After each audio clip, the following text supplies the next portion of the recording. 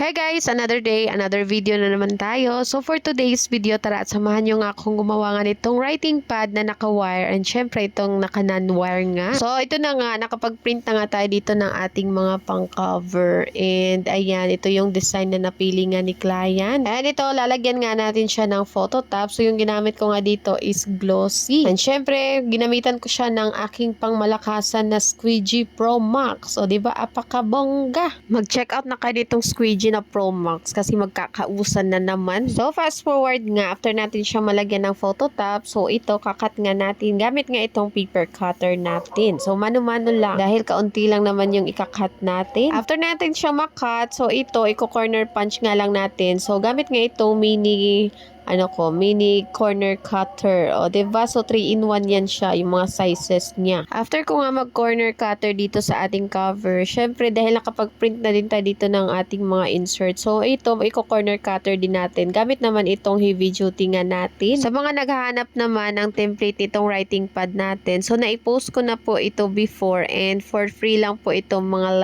line na ito. Pero magre-release nga ako soon ng ito, bagong template. So, all-in-one na. Meron ng mga grade 1, 2, 3, 4 at saka 5 and 6. O, diba? And syempre, for sale yun, guys. Syempre, kailangan nating dumiskarte. Marami tayong bayarin. O, diba? Pero kahit mga naka-non-pro kayo, pwedeng-pwede yun. Editable siya sa Canva. So, abangan nyo na lang kasi hindi ko pa nasisimulan yung pang grade 4. So, natapos ko na tong grade 1, 2, 3, 4 naman tayo. Ito, going back nga. So, ayan. Binutasan ko na pala. Gamit nga itong binding machine ko na F4 nga. So, maganda ito, guys, kasi na-adjust nga yung butas nito. Medyo pricey nga lang siya compared doon sa color block na binding machine. And yung wire naman na ginamit ko dito is yung size niya is 14.3. So kung plano mo nga mag-offer ng mga notebook, so ito magandang binding machine nga para sa'yo. Pero kung wala pang budget, pwede na nga yung color block nga. So after natin doon sa naka-wire na writing pad, next naman natin is itong non-wire nga. So gagamitan natin siya ng padding glue. And ito nga pala yung ginamit ko sa cover, itong calling card paper na 250 GSM dahil hindi na nga tayo maglalagay ng photo top dito sa cover. So kung glossy kasi, ayan, magmamark nga yung niya, shark teeth or roller mark. So yung ginamit ko dito is calling card na kasi wala nang photo top. Pag naka-photo top kasi, hindi kasi didikit yung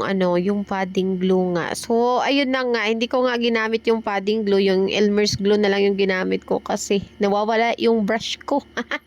Kinamay ko na nga yung Elmer's glue. And ito, i-fast forward na natin. So, natapos na nga natin itong ating mga writing pad. Itong non-wire at saka itong naka-wire nga. And sa mga gusto mag-order pala nito, so direct PM nyo nga lang ako. And yun lang muna for today's video. See you sa ating next video. Bye-bye!